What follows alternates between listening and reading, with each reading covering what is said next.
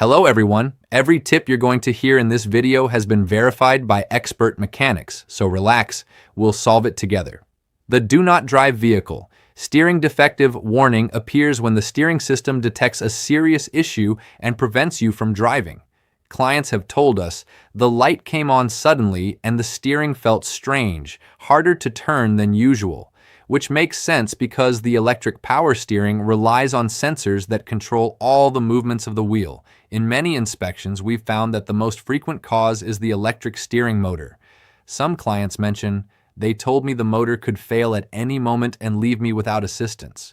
The control modules are very sensitive, and when they detect something out of the ordinary, they block the system to prevent accidents. The wiring and connections in the steering column are also often the culprit. We've seen clients say, "A technician checked the cables and found a loose connector that triggered the alert." These types of issues can develop over time, especially if the car has been exposed to moisture or hasn't had regular maintenance. In certain models, the problem can be software related. A shop technician explained, Audi released EPS module updates to fix false alerts and improve fault detection. This means that sometimes the warning appears even without physical damage, but recalibrating the module ensures the system interprets the data correctly.